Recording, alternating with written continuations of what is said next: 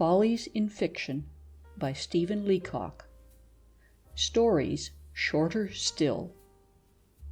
Among the latest follies in fiction is the perpetual demand for stories shorter and shorter still.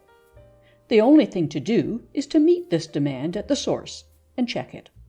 Any of the stories below, if left to soak overnight in a barrel of rainwater, will swell to the dimensions of a $1.50 novel. Story 1. An irreducible detective story. Hanged by a hair, or a murder mystery minimized. The mystery had now reached its climax. First, the man had been undoubtedly murdered. Secondly, it was absolutely certain that no conceivable person had done it. It was, therefore, time to call in the great detective. He gave one searching glance at the corpse. In a moment, he whipped out a microscope. "Ha! Ha!" he said, as he picked a hair off the lapel of the dead man's coat. "The mystery is now solved." He held up the hair. "Listen," he said. "We have only to find the man who lost this hair, and the criminal is in our hands." The inexorable chain of logic was complete. The detective set himself to the search. For 4 days and nights he moved, unobserved, through the streets of New York, scanning closely every face he passed, looking for a man who had lost a hair. On the 5th day, he discovered a man, disguised as a tourist, his head enveloped in a steamer cap that reached below his ears. The man was about to go on board the Gloritania. The detective followed him on board. "Arrest him," he said, and then, drawing himself to his full height, he brandished aloft the hair. "This is his," said the great detective. "It proves his guilt." "Remove his hat," said the ship's captain sternly. They did so. The man was entirely bald. "Ha!" said the great detective without a moment of hesitation. "He has committed not one murder, but about 1,000,000. Story 2. A compressed Old English novel. Swear word the unpronounceable. Chapter 1 and only. "Odds bodikins!" exclaimed Swearword the Saxon, wiping his mailed brow with his iron hand. "A fair morn withal! Methinks 'twert livelier to rest me in yon glade than to foray me forth in yon fray. 'Twert it not?" But there happened to be a real Anglo-Saxon standing by.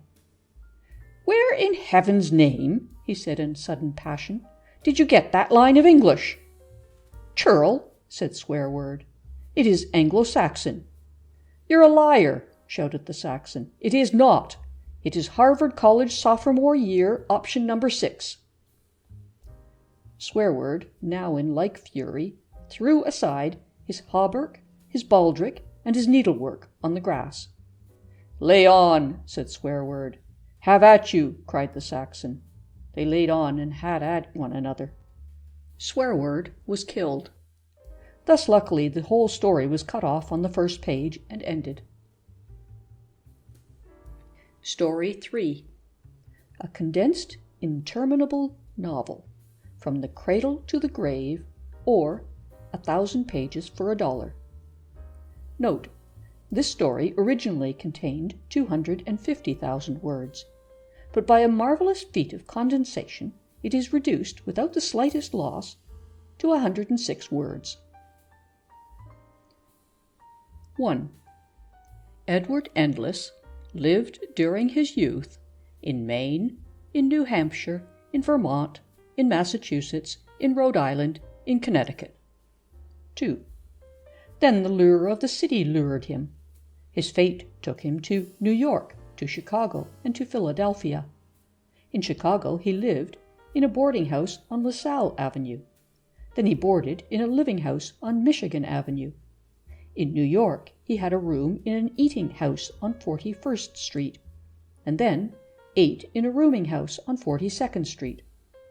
In Philadelphia he used to sleep on Chestnut Street, and then slept on Maple Street. During all this time, women were calling to him. He knew and came to be friends with Margaret Jones, Elizabeth Smith, Arabella Thompson, Jane Williams, Maud Taylor, and he also got to know pretty well Louise Quelque Chose, Antoinette Alphabet, and Estelle, etc. And during this time, art began to call him. Pictures began to appeal to him. Statues beckoned to him. Music maddened him, and any form of recitation or elocution drove him beside himself. Then one day he married Margaret Jones. As soon as he had married her, he was disillusioned. How he hated her! Then he lived with Elizabeth Smith. He had no sooner sat down with her than he hated her. Half mad, he took his things over to Arabella Thompson's flat to live with her. The moment she opened the door of the apartment, he loathed her. He saw her as she was. Driven sane with despair, he then— Our staff here cut the story off. There are hundreds and hundreds of pages after this. They show Edward Endless grappling in the fight for clean politic. The last 100 pages deal with religion. Edward finds it after a big fight. But no one reads these pages. There are no women in them. Our staff cut them out and merely show at the end Edward purified, uplifted, transluted. The whole story is perhaps the biggest thing ever done on this continent. Perhaps. The Snoopopaths, or 50 Stories in One. This particular study in the follies of literature is not so much a story as a sort of essay. The average reader will, therefore, turn from it with a shudder. The condition of the average reader's mind is such that he can take nothing but fiction. And it must be thin fiction at that, thin as gruel. Nothing else will sit on his stomach. Everything must come to the present-day reader in this form. If you wish to talk to him about religion, you must dress it up as a story, and label it Bathsheba or The Curse of David. If you want to improve the reader's morals, you must write him a little thing in dialogue called Mrs. Potiphar Dines Out. If you wish to expostulate with him about drink, you must do so through a narrative called Red Rum, short enough and easy enough for him to read it, without overstraining his mind while he drinks cocktails.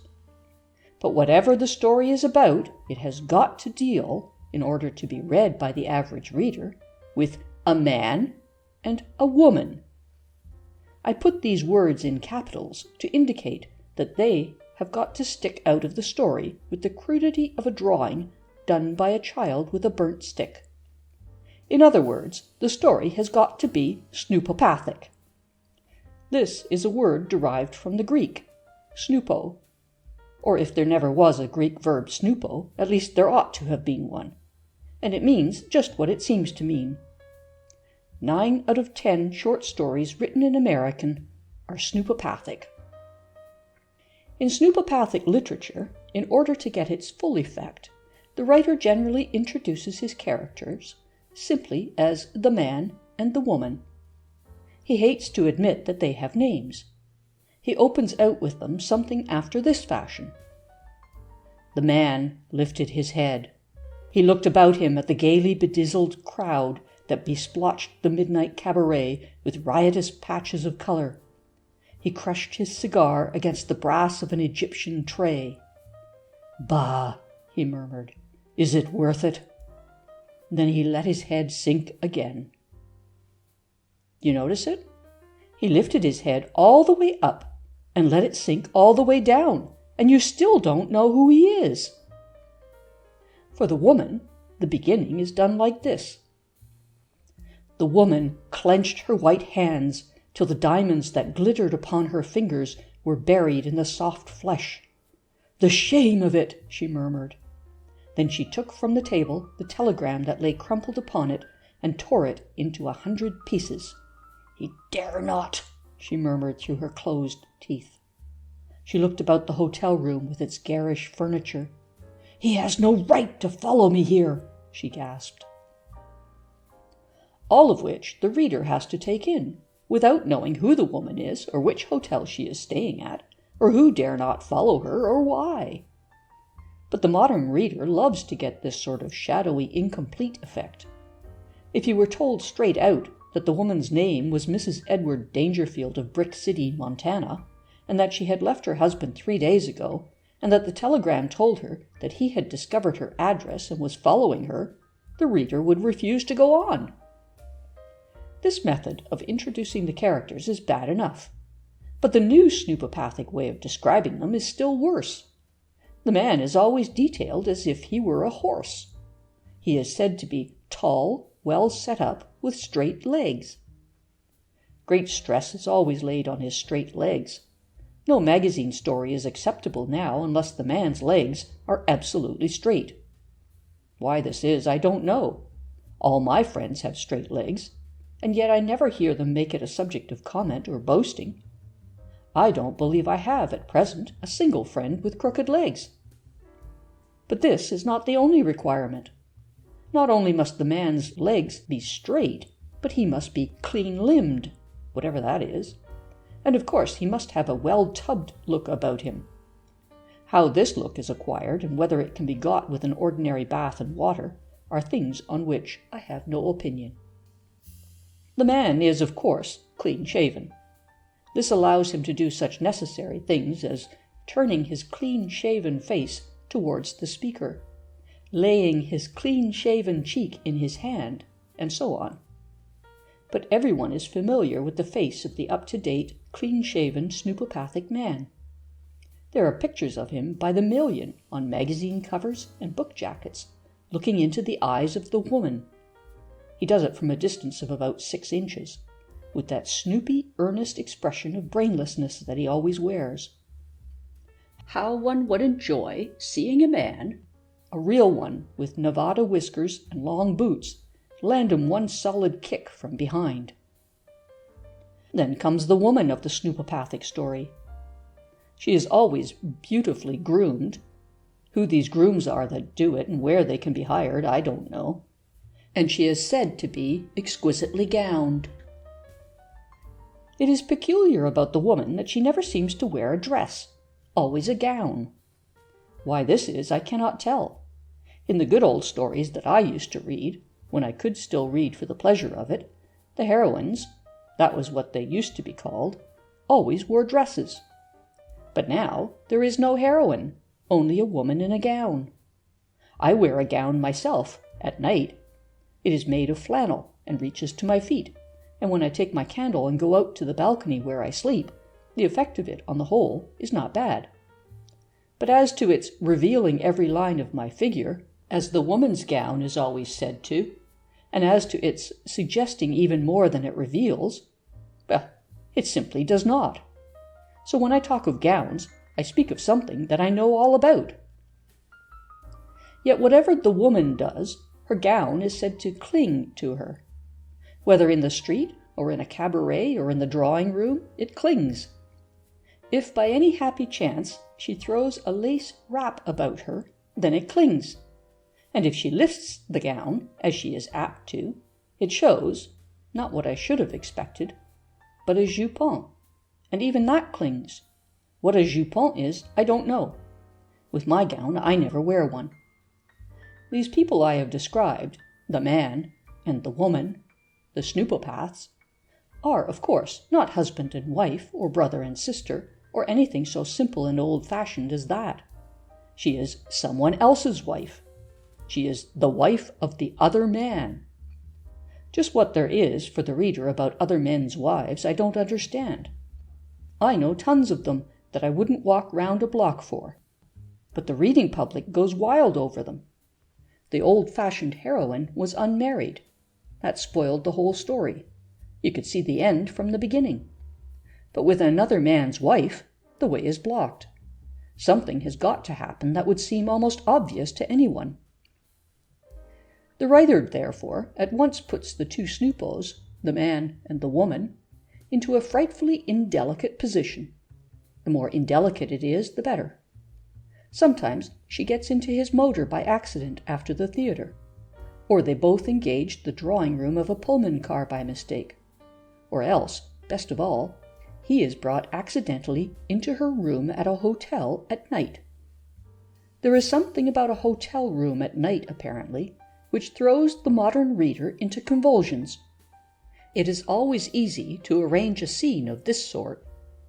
For example, taking the sample beginning that I gave above, the man, whom I left sitting at the cabaret table above, rises unsteadily — it is the recognized way of rising in a cabaret — and settling the reckoning with the waiter, staggers into the street. For myself, I never do a reckoning with the waiter. I just pay the bill as he adds it and take a chance on it. As the man staggers into the night air, the writer has time, just a little time, for the modern reader is impatient, to explain who he is and why he staggers. He is rich. That goes without saying. All clean-limbed men with straight legs are rich. He owns copper mines in Montana.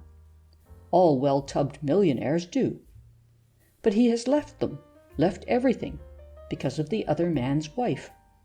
It was that, or madness, or worse. He had told himself so 1,000 times. This little touch about worse is used in all the stories. I don't just understand what the worse means, but snoopopathic readers reach for it with great readiness.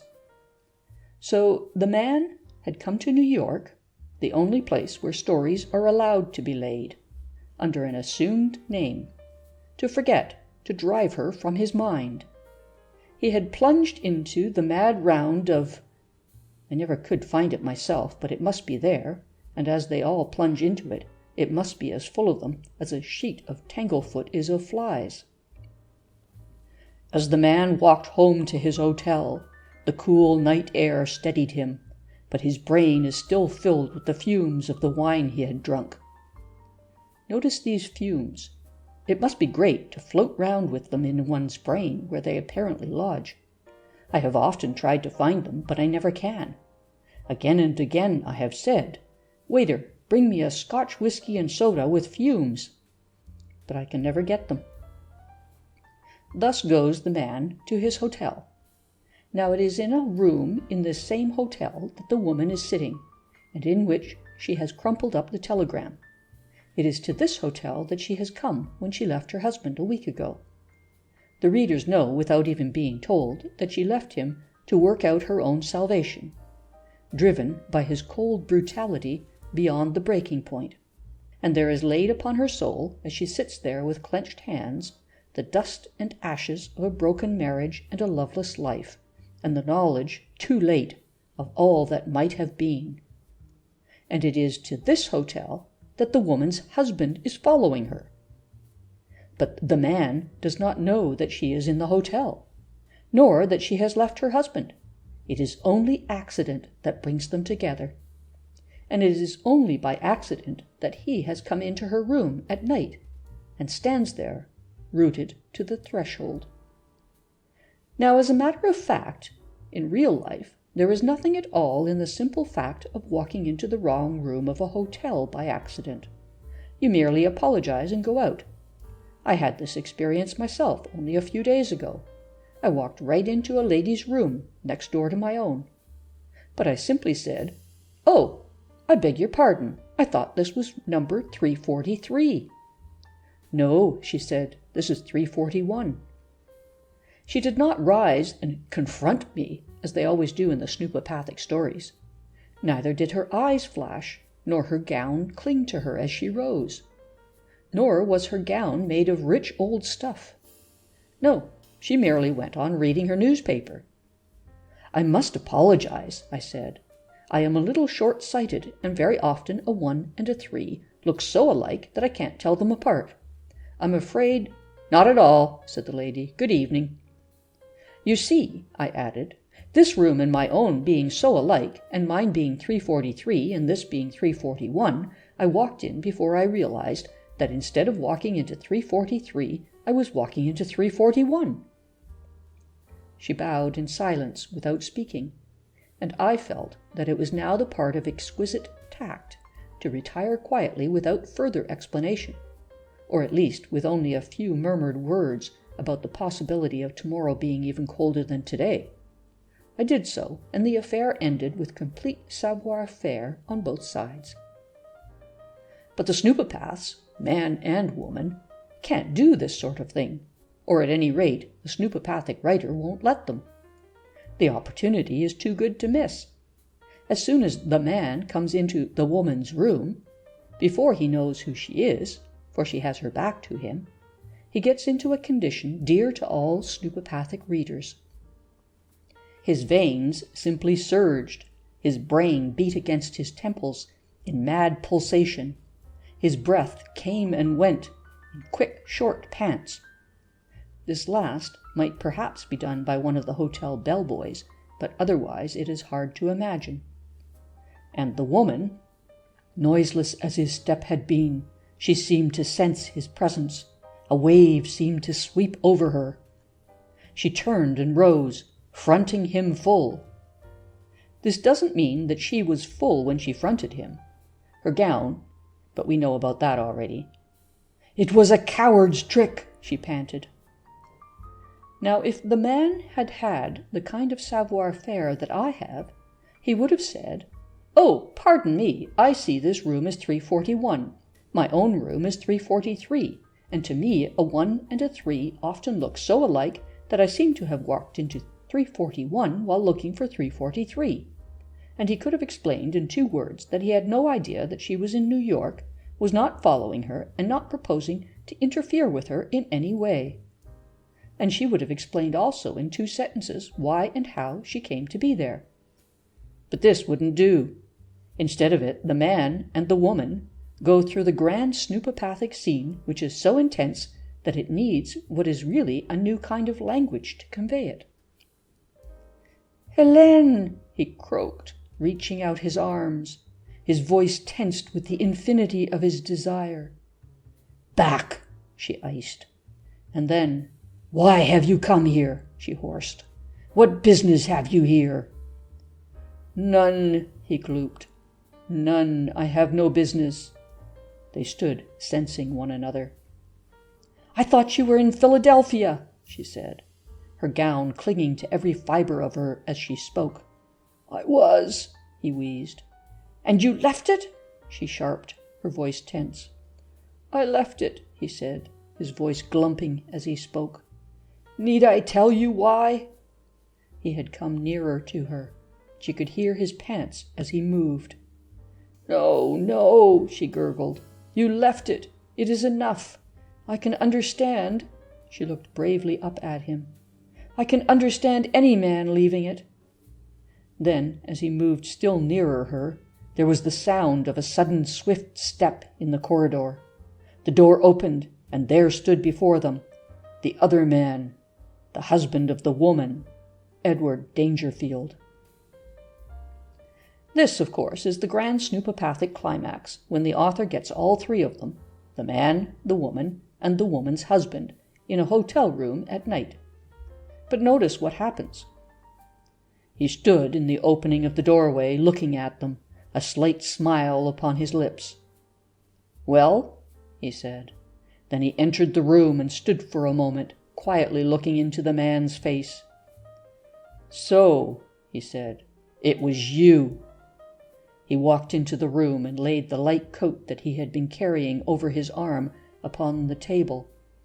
He drew a cigar case from his waistcoat pocket. "Try one of these Havanas," he said. Observe the calm of it. This is what the Snoopopath loves. No rage, no blustering, calmness, cynicism. He walked over towards the mantelpiece and laid his hat upon it. He set his boot upon the fender. "It was cold this evening," he said. He walked over to the window and gazed a moment into the dark. "This is a nice hotel," he said. This scene is what the author and the reader love. They hate to let it go. They'd willingly keep the man walking up and down for hours, saying, "Well!" The man raised his head. "Yes, it's a good hotel," he said. Then he let his head fall again. This kind of thing goes on until, if possible, the reader is persuaded into thinking that there is nothing going to happen. Then He turned to the woman. "Go in there," he said, pointing to the bedroom door. Mechanically, she obeyed. This, by the way, is the first intimation that the reader has that the room in which they were sitting was not a bedroom. The two men were alone. Dangerfield walked over to the chair where he had thrown his coat. "I bought this coat in St. Louis last fall," he said. His voice was quiet, even passionless. Then from the pocket of the coat he took a revolver and laid it on the table. Marsden watched him without a word. Marsden raised his head a moment and let it sink. Of course, the ignorant reader keeps wondering why he doesn't explain. But how can he? What is there to say? He has been found out of his own room at night. The penalty for this in all the Snoopopathic stories is death. It is understood that in all the New York hotels, the night porters shoot a certain number of men in the corridors every night. "When we married," said Dangerfield, glancing at the closed door as he spoke, "I bought this and the mate to it for her, just the same, with the monogram on the butt, see? And I said to her, if things ever go wrong between you and me, there is always this way out." He lifted the pistol from the table, examining its mechanism. He rose and walked across the room till he stood with his back against the door, the pistol in his hand, its barrel pointing straight at Marsden's heart. Marsden never moved. Then, as the two men faced one another thus, looking into one another's eyes, their ears caught a sound from behind the closed door of the inner room. A sharp, hard, metallic sound, as if someone in the room within had raised the hammer of a pistol, a jeweled pistol like the one in Dangerfield's hand. And then a loud report, and with a cry, the cry of a woman, one shrill, despairing cry. Or no, hang it, I can't consent to end up a story in that fashion, with the dead woman prone across the bed, the smoking pistol with a jewel on the hilt still clasped in her hand, the red blood welling over the white laces of her gown, while the two men gazed down upon her cold face with horror in their eyes. Not a bit. Let's end it like this. A shrill, despairing cry. "Ed! Charlie! Come in here, quick! Hurry! The steam coil has blown out a plug! You two boys quit talking and come in here, for heaven's sake, and fix it!" And indeed, if the reader will look back, he will see there is nothing in the dialogue to preclude it. He was misled, that's all. I merely said that Mrs. Dangerfield had left her husband a few days before. So she had, to do some shopping in New York. She thought it mean of him to follow her, and I never said that Mr. Dangerfield had any connection whatever with the woman with whom Marsden was in love. Not at all. He knew her, of course, because he came from Brick City. But she had thought he was in Philadelphia, and naturally she was surprised to see him back in New York. That's why she exclaimed, "Back!" And as a matter of plain fact, you can't pick up a revolver without its pointing somewhere. No one said he meant to fire it.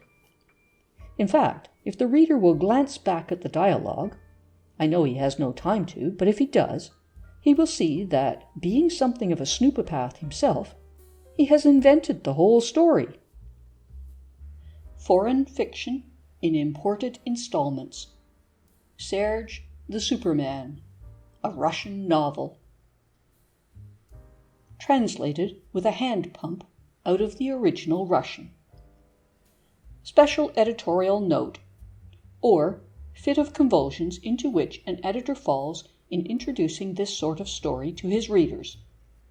We need offer no apology to our readers in presenting to them a Russian novel. There is no doubt that the future in literature lies with Russia. The names of Tolstoy, of Turgen something, and Dostoy what is it, are household words in America. We may say with certainty that Serge the Superman is the most distinctly Russian thing produced in years. The Russian view of life is melancholy and fatalistic. It is dark with the gloom of the great forests of the Volga, and saddened with the infinite silence of the Siberian plain. Hence the Russian speech, like the Russian thought, is direct, terse, and almost crude in its elemental power. All this appears in Serge the Superman. It is the directest, tersest, crudest thing we have ever seen. We showed the manuscript to a friend of ours, a critic, a man who has a greater command of the language of criticism than perhaps any two men in New York today. He said at once, "This is big. It is a big thing, done by a big man, a man with big ideas, writing at his very biggest. The whole thing has a bigness about it that is—" And here he paused and thought a moment, and added, "big." After this he sat back in his chair and said, "Big, big, big," till we left him. We next showed the story to an English critic, and he said without hesitation, or very little, "This is really not half bad." Last of all, we read the story ourselves, and we rose after its perusal, itself not an easy thing to do, and said, "Wonderful, but terrible." All through our free lunch that day we shuddered. Chapter 1. As a child, Serge lived with his father, Ivan Ivanovitch, and his mother, Katerina Katerinavitch. In the house, too, were Nitska, the serving maid, Itch, the serving man, and Yump, the cook, his wife. The house stood on the borders of a Russian town. It was in the heart of Russia. All about it was the great plain with the river running between the low banks, and over it the dull sky. Across the plain ran the post road, naked and bare. In the distance one could see a moujik driving a 3-horse tarantula, or perhaps Swill, the swineherd, herding the swine. Far away the road dipped over the horizon and was lost. "Where does it go to?" asked Serge, but no one could tell him. In the winter there came the great snows, and the river was frozen, and Serge could walk on it. On such days Job, the postman, would come to the door, stamping his feet with the cold as he gave the letters to Itch. "It is a cold day," Job would say. "It is God's will," said Itch. Then he would fetch a glass of kvass, steaming hot from the great stove, built of wood, that stood in the kitchen.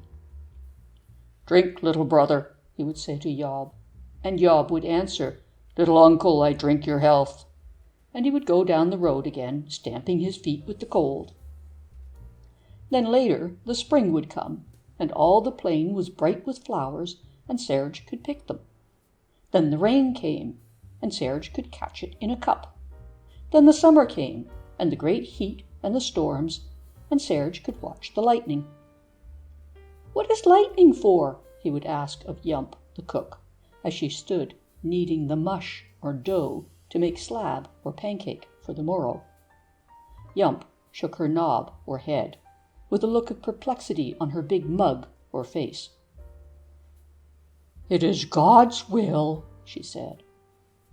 Thus Serge grew up a thoughtful child. At times he would say to his mother, "Matrinska, little mother, why is the sky blue?" And she couldn't tell him. Or at times he would say to his father, "Boob," Russian for father, "what is 3 times 6?" But his father didn't know. Each year Serge grew. Life began to perplex the boy. He couldn't understand it. No one could tell him anything. Sometimes he would talk with Itch, the serving man. "Itch," he asked, "what is morality?" But Itch didn't know. In his simple life he had never heard of it. At times people came to the house. Snip, the schoolmaster, who could read and write, and Cinch, the harness maker, who made harness. Once there came Popov, the inspector of police, in his blue coat with fur on it. He stood in front of the fire, writing down the names of all the people in the house, and when he came to Itch, Serge noticed how Itch trembled and cowered before Popov, cringing as he brought a 3-legged stool, and saying, "Sit near the fire, little father, it is cold." Popoff laughed and said, "Cold as Siberia, is it not, little brother?" Then he said, "Bear me your arm to the elbow, and let me see if our mark is on it still." And Itch raised his sleeve to the elbow, and Serge saw that there was a mark upon it, burned deep and black. "I thought so," said Popoff, and he laughed. But Yump, the cook, beat the fire with a stick, so that the sparks flew into Popoff's face. "You are too near the fireplace, little inspector," she said. "It burns." All that evening Itch sat in the corner of the kitchen, and Serge saw that there were tears on his face. "Why does he cry?" asked Serge. "He has been in Siberia," said Yump, as she poured water into the great iron pot to make soup for the week after the next. Serge grew more thoughtful each year.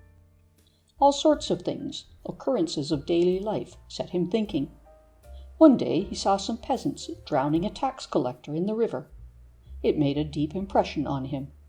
He couldn't understand it. There seemed something wrong about it. "Why did they drown him?" he asked of Yump, the cook. "He was collecting taxes," said Yump, and she threw a handful of cups into the cupboard.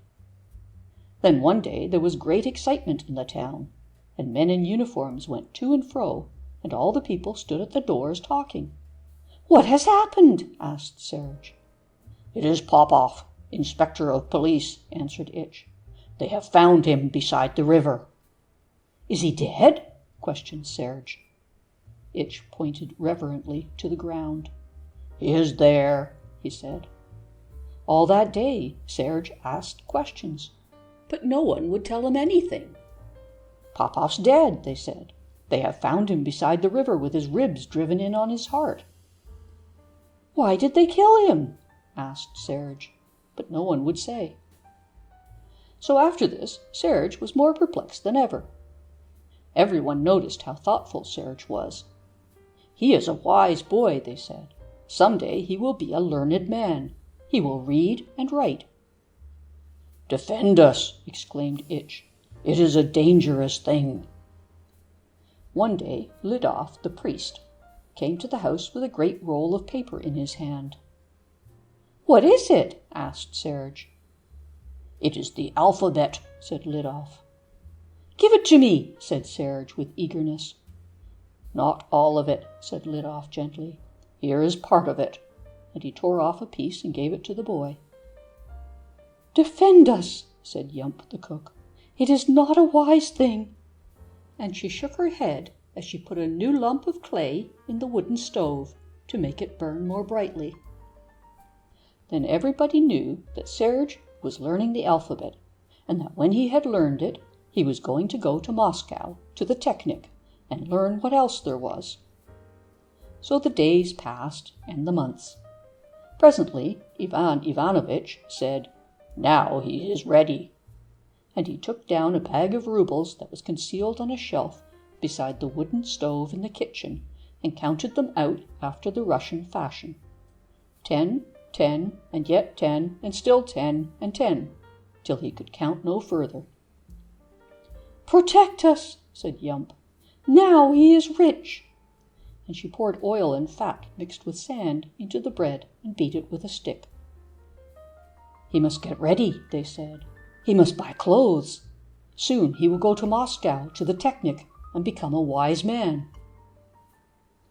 Now it so happened that there came one day to the door a drosky, or one-horse carriage, and in it was a man, and beside him was a girl. The man stopped to ask the way from Itch, who pointed down the post road and over the plain. But his hand trembled, and his knees shook as he showed the way. For the eyes of the man who asked the way were dark with hate and cruel with power, and he wore a uniform, and there was brass upon his cap. But Serge looked only at the girl, and there was no hate in her eyes, but only a great burning, and a look that went far beyond the plain, Serge knew not where. And as Serge looked, the girl turned her face, and their eyes met, and he knew that he would never forget her. And he saw in her face that she would never forget him, for that is love. "Who is that?" he asked as he went back again with Itch into the house. "It is Quartz, Chief of Police," said Itch, and his knees still trembled as he spoke. "Where is he taking her?" said Serge. "To Moscow, to the prison," answered Itch.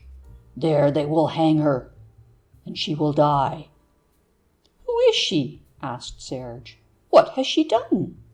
And as he spoke he could still see the girl's face and the look upon it, and a great fire went sweeping through his veins.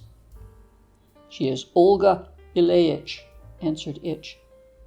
"She made the bomb that killed Popov the inspector, and now they will hang her, and she will die." "Defend us," murmured Yump, as she heaped more clay upon the stove. Chapter 2. Serge went to Moscow. He entered the Technic. He became a student.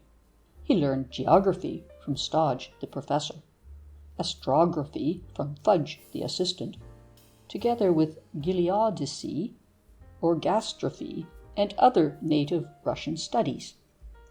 All day he worked. His industry was unflagging. His instructors were enthusiastic. "If he goes on like this," they said, "he will some day know something." "It is marvelous," said one. "If he continues thus, he will be a professor." "He is too young," said Stodge, shaking his head. "He has too much hair." "He sees too well," said Fudge. "Let him wait till his eyes are weaker." But all day, as Serge worked, he thought, and his thoughts were of Olga Ilyich, the girl that he had seen with Quartz, inspector of police. He wondered why she had killed Popov, the inspector. He wondered if she was dead. There seemed no justice in it. One day he questioned his professor. "Is the law just?" he said. "Is it right to kill?" But Stodge shook his head and would not answer. "Let us go on with our orgastrophy," he said, and he trembled so that the chalk shook in his hand. So Serge questioned no further, but he thought more deeply still. All the way from the Technic to the house where he lodged, he was thinking. As he climbed the stair to his attic room, he was still thinking.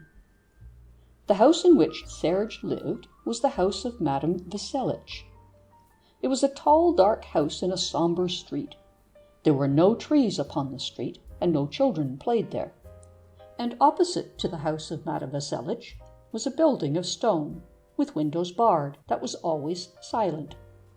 In it were no lights, and no one went in or out. "What is it?" Serge asked. "It is the house of the dead," answered Madame Vasselitch, and she shook her head and would say no more. The husband of Madame Vasselitch was dead. No one spoke of him.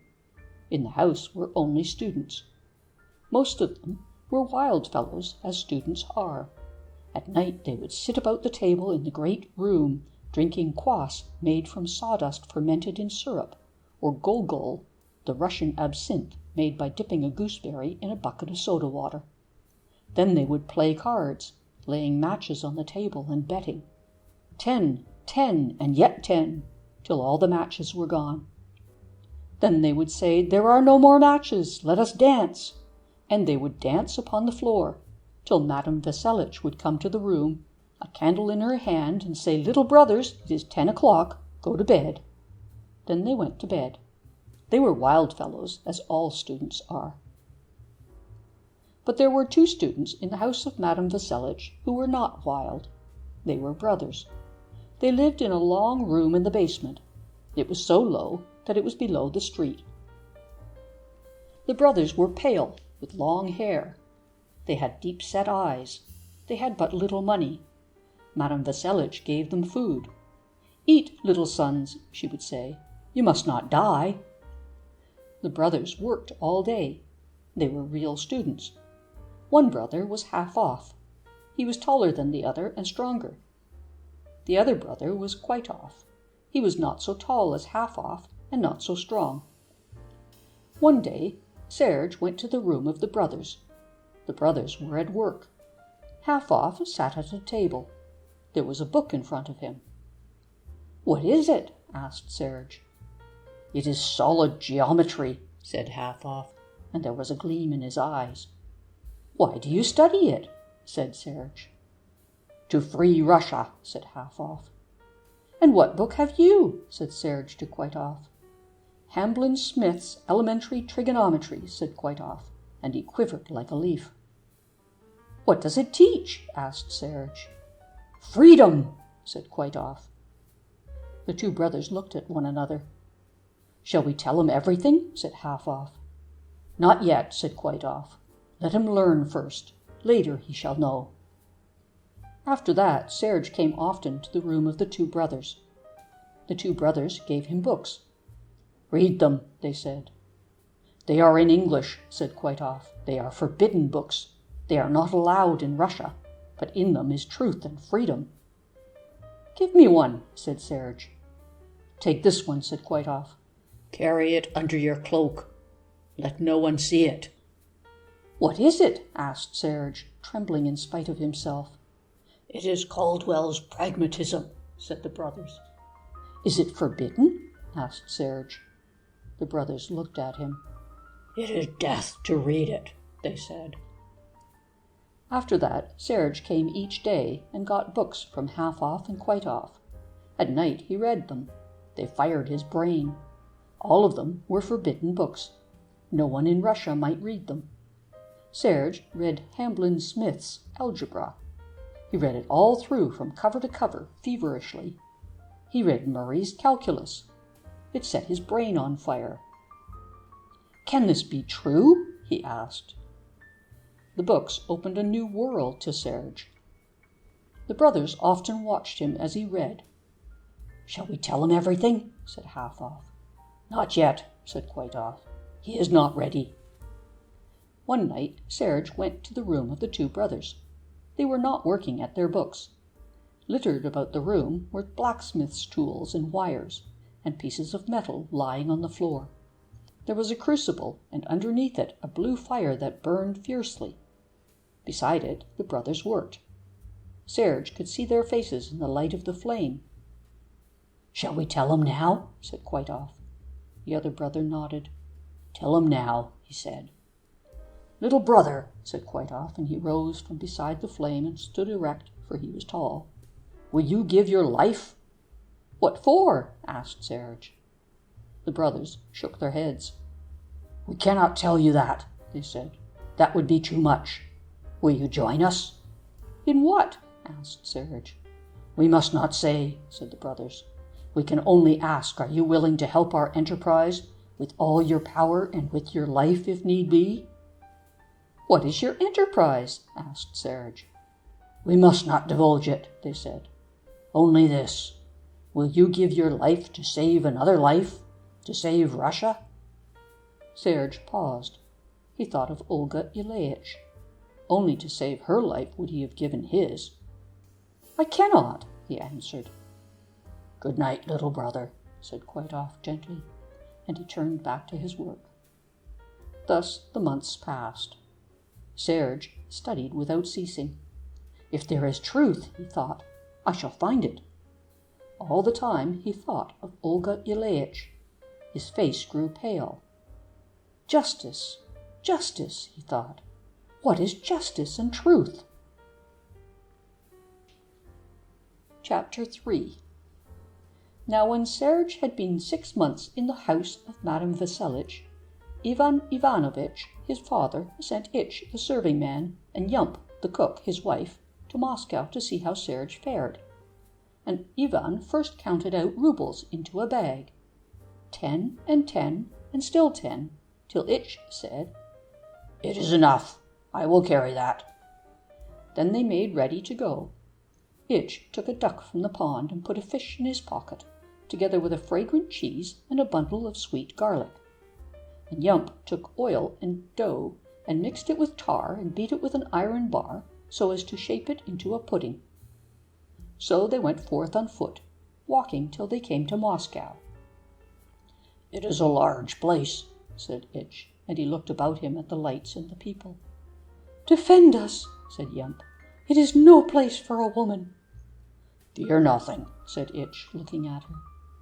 So they went on, looking for the house of Madame Vasselitch. How bright the lights are, said Itch, and he stood still and looked about him. Then he pointed at a burlesque, or theatre. Let us go in there and rest, he said. No, said Yump. Let us hurry on. You are tired, said Itch. Give me the pudding and hurry forward, so that you may sleep. I will come later, bringing the pudding and the fish. I am not tired, said Yump. So they came at last to the house of Madame Vasselitch. And when they saw Serge, they said, How tall he is, and how well grown. But they thought, He is pale. Ivan Ivanovitch must know.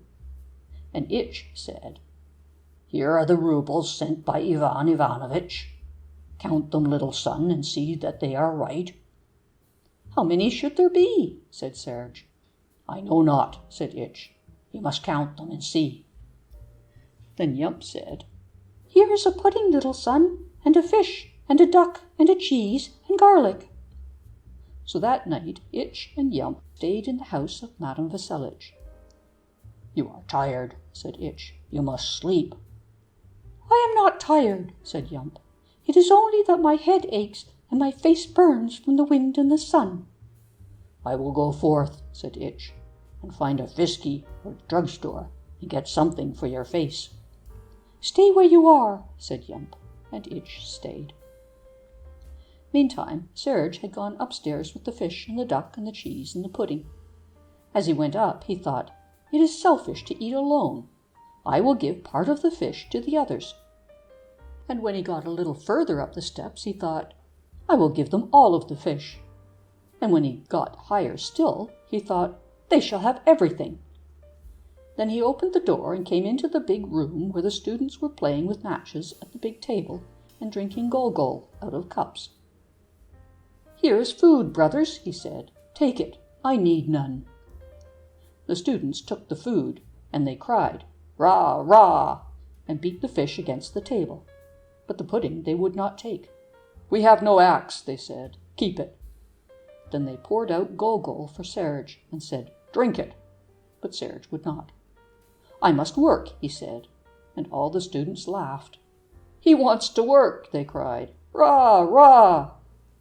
But Serge went up to his room and lighted his taper, made of string dipped in fat, and set himself to study. I must work, he repeated. So Serge sat at his books. It got later and the house grew still.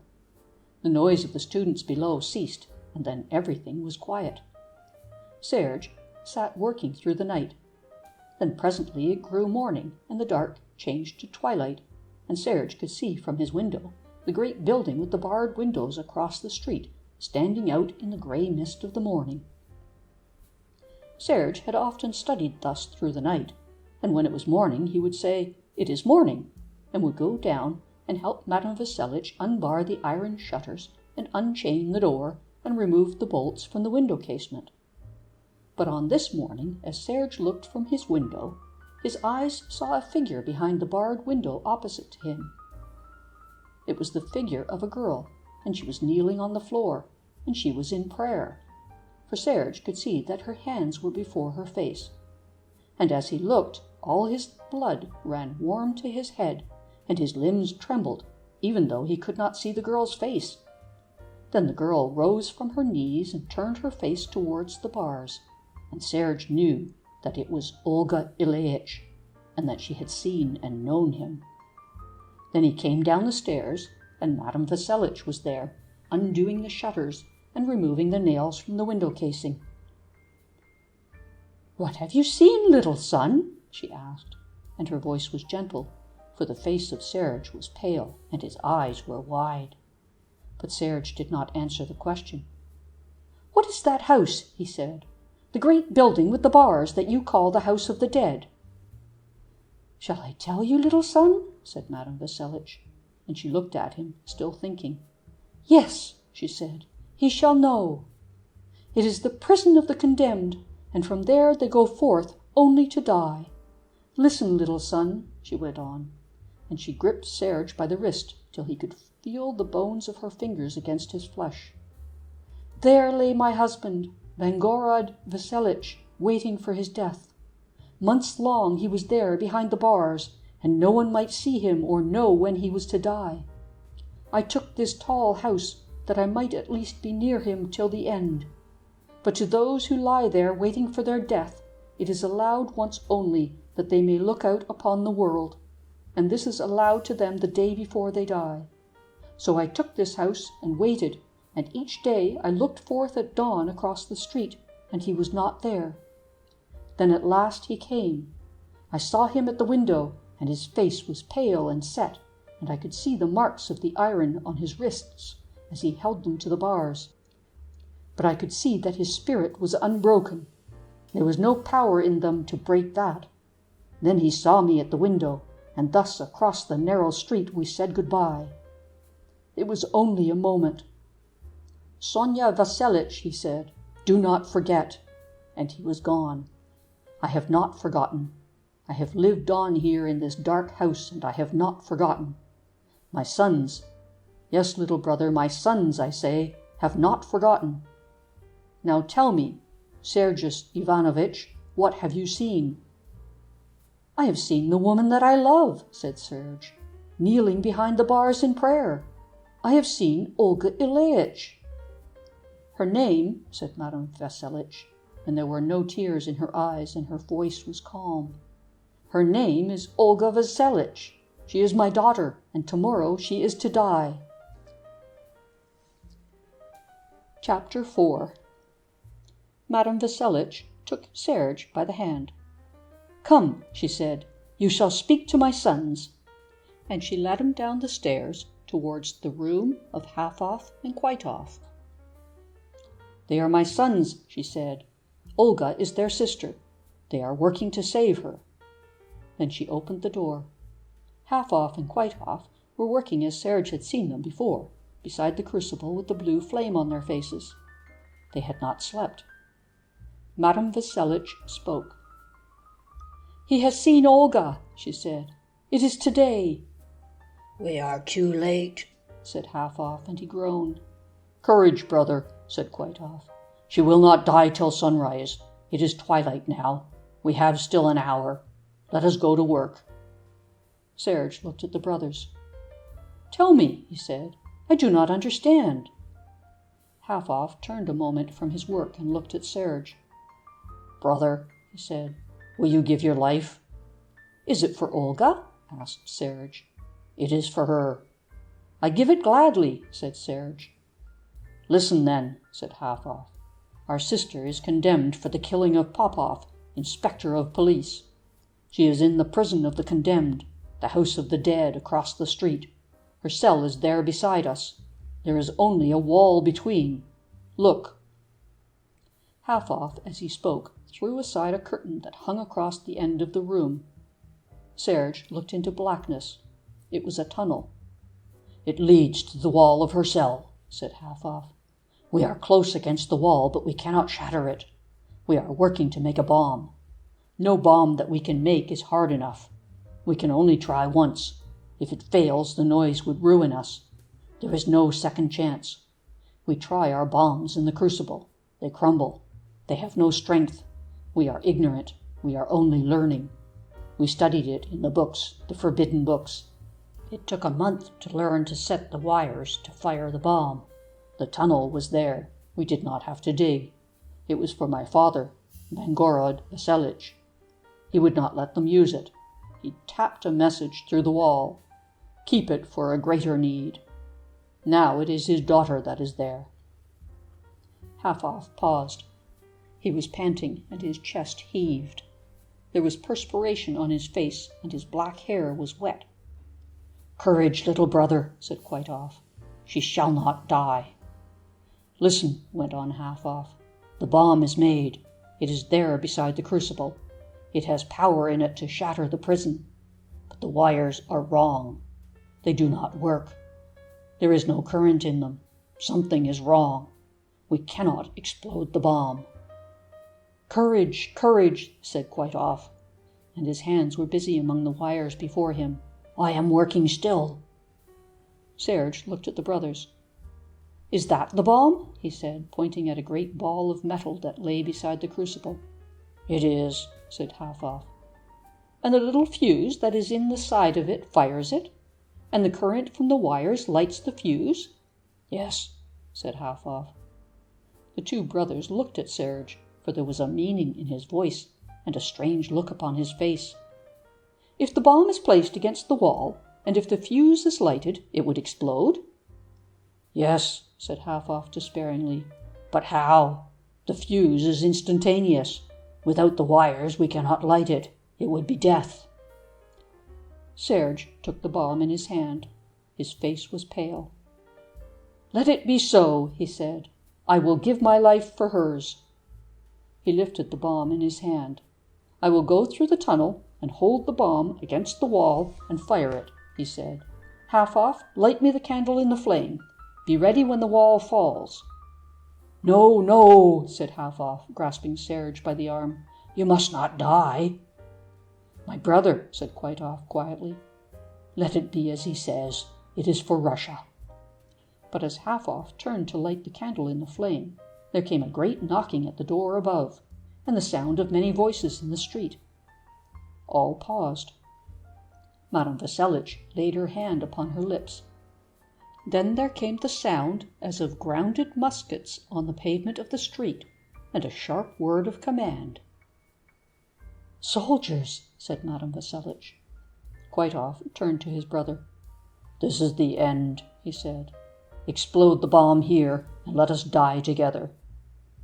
Suddenly Madame Vasselitch gave a cry. "It is Olga's voice," she said. She ran to the door and opened it, and a glad voice was heard crying, "It is I, Olga, and I am free." "Free!" exclaimed the brothers. All hastened up the stairs. Olga was standing before them in the hall, and beside her were the officers of the police, and in the street were soldiers. The students from above had crowded down the stairs, and with them were Itch the serving-man and Yump the cook. "I am free!" cried Olga, "liberated by the bounty of the Tsar. Russia has declared war to fight for the freedom of the world, and all the political prisoners are free." "Rah, rah!" cried the students. "War, war, war!" "She is set free," said the officer who stood beside Olga. "The charge of killing Popoff is withdrawn. No one will be punished for it now." "I never killed him," said Olga. "I swear it," and she raised her hand. "You never killed him?" exclaimed Serge with joy in his heart. "You did not kill Popoff? But who did?" "Defend us," said Yump the cook. "Since there is to be no punishment for it, I killed him myself." "You!" they cried. "It is so," said Yump. "I killed him beside the river. It was to defend my honor." "It was to defend her honor," cried the brothers. "She has done well." They clasped her hand. "You destroyed him with a bomb?" they said. "No," said Yump. "I sat down on him." "Rah, rah, rah," said the students. There was silence a moment. Then Quite-Off spoke. "Friends," he said, "the new day is coming. The dawn is breaking. The moon is rising. The stars are setting. It is the birth of freedom. See, we need it not." And as he spoke, he grasped in his hands the bomb with its still unlighted fuse. "Russia is free. We are all brothers now. Let us cast it at our enemies. Forward, to the frontier! Live the Tsar!" My revelations as a spy. In many people, the very name spy excites a shudder of apprehension. We spies, in fact, get quite used to being shuddered at. None of us spies mind it at all. Whenever I enter a hotel and register myself as a spy, I am quite accustomed to see a thrill of fear run round the clerks or clerk behind the desk. Us spies, or we spies, for we call ourselves both, are thus a race apart. None know us. All fear us. Where do we live? Nowhere. Where are we? Everywhere. Frequently we don't know ourselves where we are. The secret orders that we receive come from so high up that it is often forbidden to us even to ask where we are.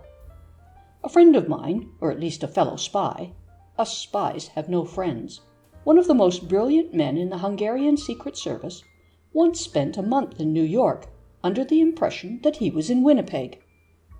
If this happened to the most brilliant, think of the others.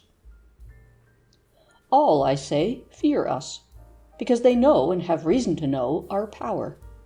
Hence, in spite of the prejudice against us, we are able to move everywhere, to lodge in the best hotels, and enter any society that we wish to penetrate. Let me relate an incident to illustrate this.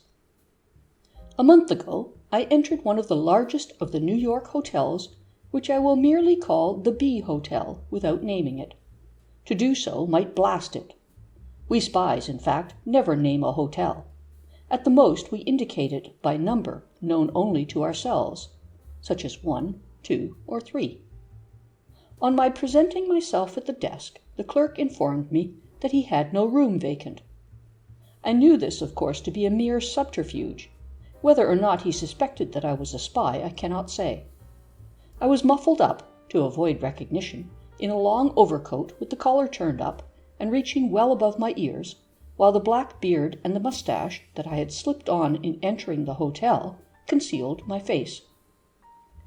"Let me speak a moment to the manager," I said.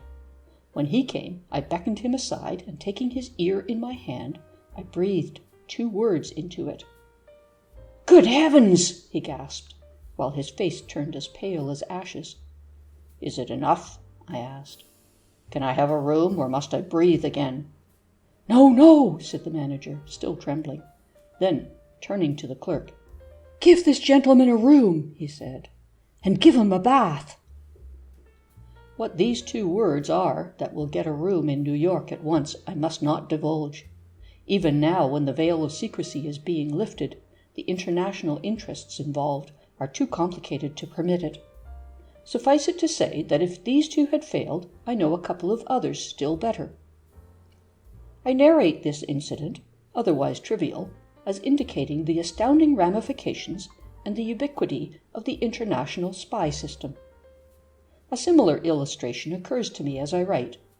I was walking the other day with another gentleman, on Upper B, way between the T building and the W garden. "Do you see that man over there?" I said, pointing from the side of the street on which we were walking on the sidewalk to the other side opposite to the side that we were on. "The man with the straw hat?" he asked. "Yes, what of him?" "Oh, nothing," I answered, "except that he's a spy." "Great heavens!" exclaimed my acquaintance, leaning up against a lamp-post for support. "A spy? How do you know that? What does it mean?" I gave a quiet laugh. We spies learn to laugh very quietly. "Ha ha!" I said. "That is my secret, my friend. Verbum sapientus. Che sera, sera, yodel-doodle-doo." My acquaintance fell in a dead faint upon the street. I watched them take him away in an ambulance. Will the reader be surprised to learn that among the white-coated attendants who removed him, I recognized no less a person than the famous Russian spy, Pull his pants off? What he was doing there I could not tell. No doubt his orders came from so high up that he himself did not know. I had seen him only twice before, once when we were both disguised as Zulus at Buluwayo, and once in the interior of China, at the time when Pull his pants off made his secret entry into Tibet, concealed in a tea-case. He was inside the tea-case when I saw him. So, at least, I was informed by the coolies who carried it.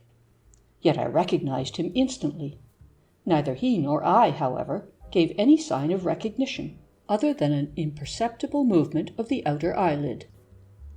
We spies learn to move the outer lid of the eye so imperceptibly that it cannot be seen. Yet after meeting Poulouspantzoff in this way, I was not surprised to read in the evening papers a few hours afterward that the uncle of the young King of Siam had been assassinated. The connection between these 2 events I am unfortunately not at liberty to explain. The consequences to the Vatican would be too serious. I doubt if it would remain topside up. These, however, are but passing incidents in a life filled with danger and excitement. They would have remained unrecorded and unrevealed like the rest of my revelations, were it not that certain recent events have to some extent removed the seal of secrecy from my lips.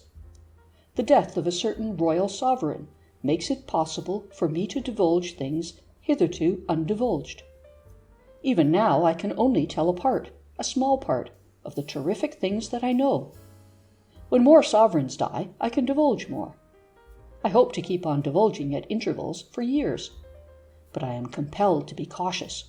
My relations with the Wilhelmstrasse, with Downing Street, and the Quai d'Orsay are so intimate, and my footing with the Yildiz kiosk and the Waldorf Astoria and Child's restaurants are so delicate that a single faux pas might prove to be a false step. It is now 17 years since I entered the secret service of the G Empire. During this time, my activities have taken me into every quarter of the globe, at times even into every 8th or 16th of it. It was I who first brought back word to the Imperial Chancellor of the existence of an entente between England and France. "Is there an entente?" he asked me, trembling with excitement, on my arrival at the Wilhelmstrasse. "Your Excellency," I said, "there is." He groaned. "Can you stop it?" he asked. "Don't ask me," I said sadly. "Where must we strike?" demanded the Chancellor. "Fetch me a map," I said. They did so. I placed my finger on the map. "Quick, quick," said the Chancellor. "Look where his finger is." They lifted it up. "Morocco!" they cried. I had meant it for Abyssinia, but it was too late to change. That night the warship Panther sailed under sealed orders. The rest is history, or at least history and geography. In the same way, it was I who brought word to the Wilhelmstrasse of the rapprochement between England and Russia in Persia.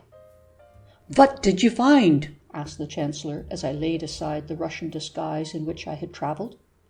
"A rapprochement," I said. He groaned. "They seem to get all the best words," he said. I shall always feel, to my regret, that I am personally responsible for the outbreak of the present war. It may have had ulterior causes, but there is no doubt that it was precipitated by the fact that, for the first time in 17 years, I took a 6 weeks' vacation in June and July of 1914. The consequences of this careless step I ought to have foreseen. Yet I took such precautions as I could. "Do you think," I asked, "that you can preserve the status quo for 6 weeks, merely 6 weeks if I stop spying and take a rest?" "We'll try," they answered. "Remember," I said, as I packed my things, "keep the Dardanelles closed, have the Sanjak of Novi Bazar properly patrolled, and let the Dobruja remain under a modus vivendi till I come back." 2 months later, while sipping my coffee at a Kurhof in the Schwarzwald, I read in the newspapers that a German army had invaded France and was fighting the French, and that the English expeditionary force had crossed the Channel. "This," I said to myself, "means war." As usual, I was right. It is needless for me to recount here the life of busy activity that falls to a spy in wartime. It was necessary for me to be here, there, and everywhere, visiting all the best hotels, watering places, summer resorts, theaters, and places of amusement. It was necessary, moreover, to act with the utmost caution, and to assume an air of careless indolence in order to lull suspicion asleep. With this end in view, I made a practice of never rising till 10 in the morning. I breakfasted with great leisure, and contented myself with passing the morning in a quiet stroll, taking care, however, to keep my ears open. After lunch I generally feigned a light sleep, keeping my ears shut. A table d'hôte dinner, followed by a visit to the theatre, brought the strenuous day to a close. Few spies, I venture to say, worked harder than I did. It was during the 3rd year of the war that I received a peremptory summons from the head of the Imperial Secret Service at Berlin, Baron Fisch von Gestern. "I want to see you," it read. Nothing more. In the life of a spy, one learns to think quickly, and to think is to act. I gathered, as soon as I received the dispatch, that for some reason or other, Fisch von Gestern was anxious to see me, having, as I instantly inferred, something to say to me. This conjecture proved correct. The Baron rose at my entrance with military correctness and shook hands. "Are you willing," he inquired, "to undertake a mission to America?" "I am," I answered. "Very good. How soon can you start?" "As soon as I have paid the few bills that I owe in Berlin," I replied. "We can hardly wait for that," said my chief, "and in any case it might excite comment. You must start tonight." "Very good," I said. "Such," said the Baron, "are the Kaiser's orders. Here is an American passport and a photograph that will answer the purpose. The likeness is not great, but it is sufficient." "But," I objected, abashed for a moment, "this photograph is of a man with whiskers, and I am unfortunately clean-shaven." "The orders are imperative," said von Gestern, with official hauteur. "You must start tonight. You can grow whiskers this afternoon." "Very good," I replied. "And now to the business of your mission," continued the Baron. "The United States, as you have perhaps heard, is making war against Germany." "I have heard so," I replied. "Yes," continued von Gestern. "The fact has leaked out. How, we do not know, and is being widely reported. His Imperial Majesty has decided to stop the war with the United States." I bowed. "He intends to send over a secret treaty of the same nature as the one recently made with His Recent Highness the recent Tsar of Russia. Under this treaty, Germany proposes to give to the United States the whole of equatorial Africa, and in return the United States is to give to Germany the whole of China. There are other provisions, but I need not trouble you with them. Your mission relates not to the actual treaty, but to the preparation of the ground." I bowed again. "You are aware, I presume," continued the Baron, "that in all high international dealings, at least in Europe, the ground has to be prepared. 100 threads must be unravelled. This the Imperial Government itself cannot stoop to do. The work must be done by agents like yourself. You understand all this already, no doubt." I indicated my assent. "These, then, are your instructions," said the Baron, speaking slowly and distinctly, as if to impress his words upon my memory. "On your arrival in the United States, you will follow the accredited methods that are known to be used by all the best spies of the highest diplomacy. You have, no doubt, read some of the books, almost manuals of instruction, that they have written." "I have read many of them," I said. "Very well. You will enter, that is to say, enter and move everywhere in the best society. Mark especially, please, that you must not only enter it, but you must move. You must, if I may put it so, get a move on." I bowed. "You must mix freely with the members of the cabinet. You must dine with them. This is a most necessary matter, and one to be kept well in mind. Dine with them often in such a way as to make yourself familiar to them. Will you do this?" "I will," I said. "Very good. Remember also that in order to mask your purpose, you must constantly be seen with the most fashionable and most beautiful women of the American capital. Can you do this?" "Can I said. "You must, if need be," and the Baron gave a most significant look, which was not lost upon me. "Carry on an intrigue with one, or better, with several of them. Are you ready for it?" "More than ready," I said. "Very good, but this is only a part. You are expected also to familiarize yourself with the leaders of the great financial interests. You are to put yourself on such a footing with them as to borrow large sums of money from them. Do you object to this?" "No," I said frankly, "I do not." "Good. You will also mingle freely in ambassadorial and foreign circles. It would be well for you to dine at least once a week with the British ambassador. And now one final word." Here von Gestern spoke with singular impressiveness.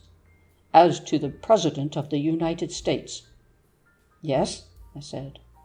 "You must mix with him on a footing of the most open-handed friendliness. Be at the White House continually.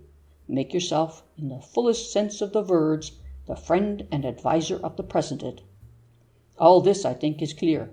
In fact, it is only what is done, as you know, by all the masters of international diplomacy." "Precisely," I said. "Very good. And then," continued the Baron, "as soon as you find yourself sufficiently en rapport with everybody, or I should say," he added in correction, for the Baron shares fully in the present German horror of imported French words, "when you find yourself sufficiently in engeknüpft Verwandtschaft with everybody, you may then proceed to advance your peace terms. And now, my dear fellow," said the Baron with a touch of genuine cordiality, "one word more. Are you in need of money?" "Yes," I said. "I thought so. But you will find that you need it less and less as you go on. Meantime, good-bye, and best wishes for your mission." Such is, in fact, the mission with which I am accredited. I regard it as by far the most important mission with which I have been accredited by the Wilhelmstrasse. Yet I am compelled to admit that up to the present it has proved unsuccessful. My attempts to carry it out have been baffled. There is something, perhaps, in the atmosphere of this republic which obstructs the working of high diplomacy. For over 5 months now I have been waiting, and willing to dine with the American cabinet. They have not invited me. For 4 weeks I sat each night waiting in the J Hotel in Washington, with my suit on, ready to be asked. They did not come near me. Nor have I yet received an intimation from the British Embassy inviting me to an informal lunch or to midnight supper with the ambassador. Everybody who knows anything of the inside working of the international spy system will realize that without these invitations one can do nothing. Nor has the President of the United States given any sign. I have sent word to him, in cipher, that I am ready to dine with him on any day that may be convenient to both of us. He has made no move in the matter.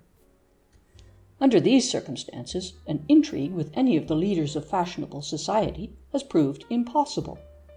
My attempts to approach them have been misunderstood. In fact, have led to my being invited to leave the J Hotel.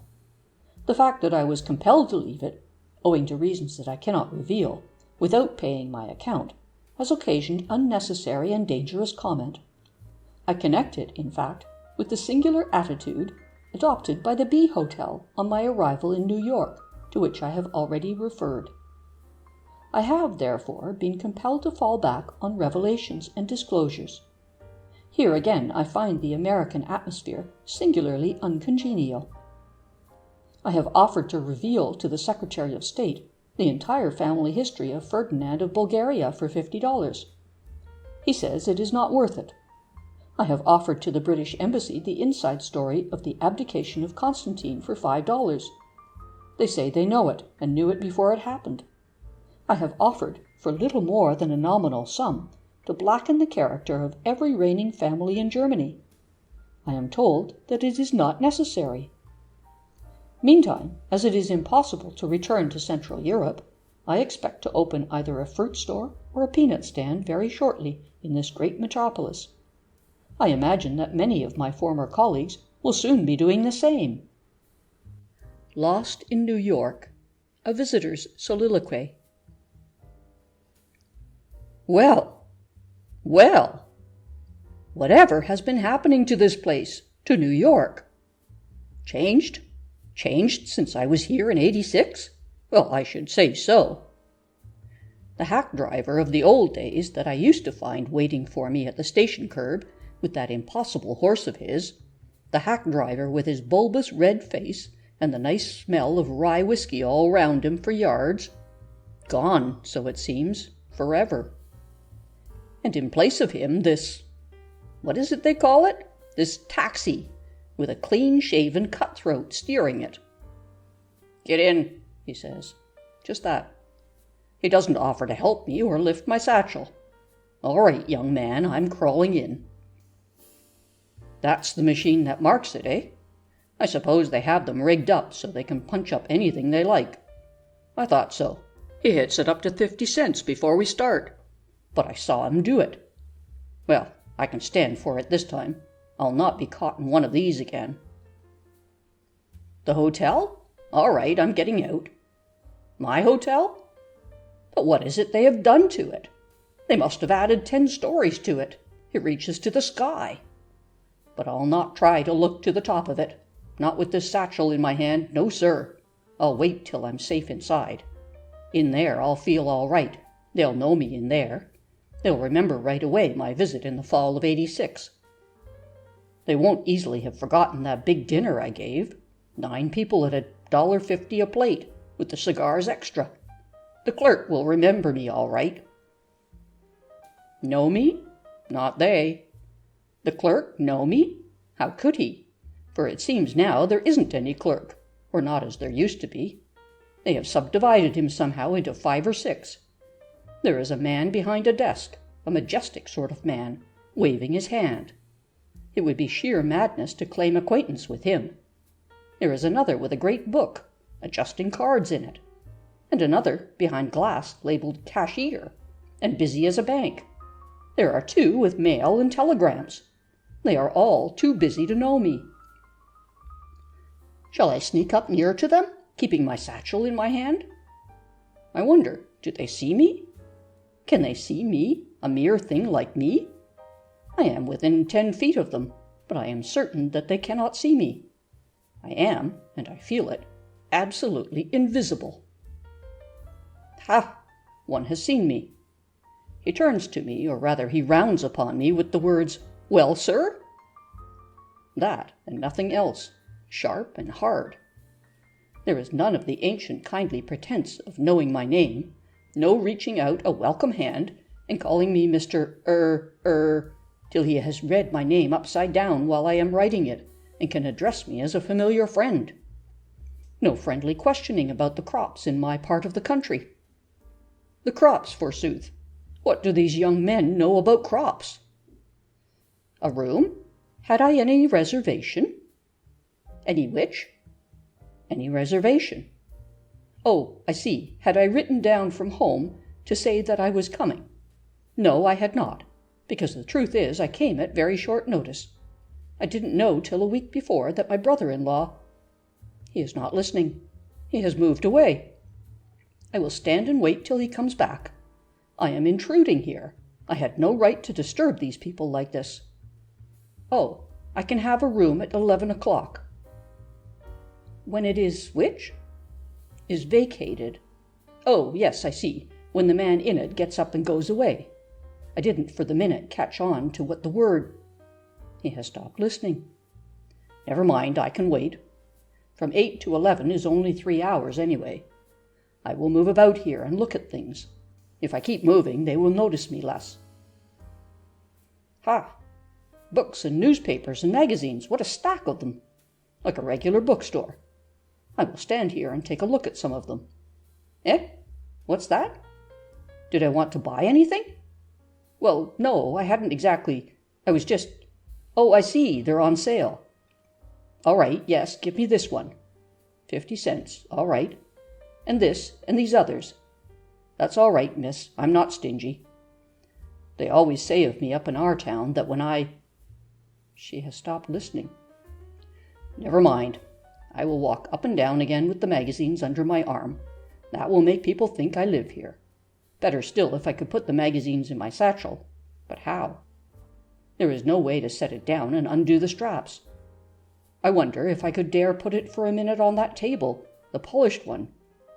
Or no, they wouldn't likely allow a man to put a bag there. Well, I can wait. Anyway, it's 8 o'clock, and soon, surely, breakfast will be ready. As soon as I hear the gong, I can go in there.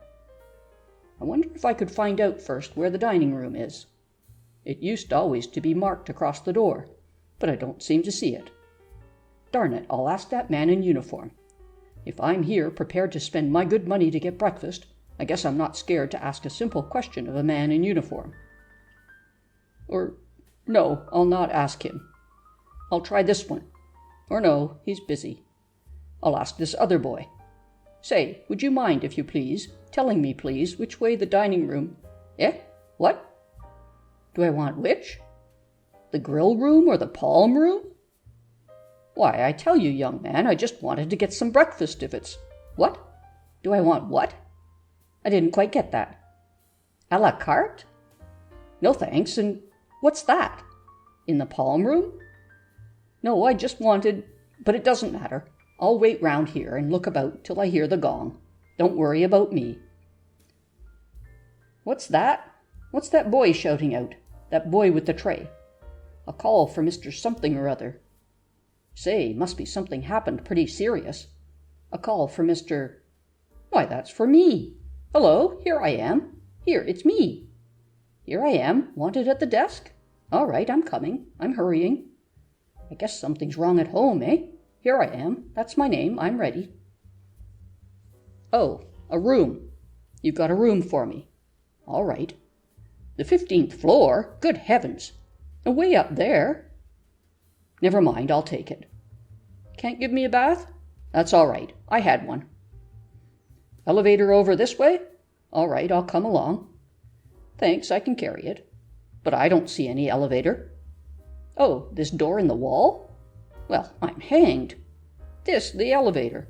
It certainly has changed.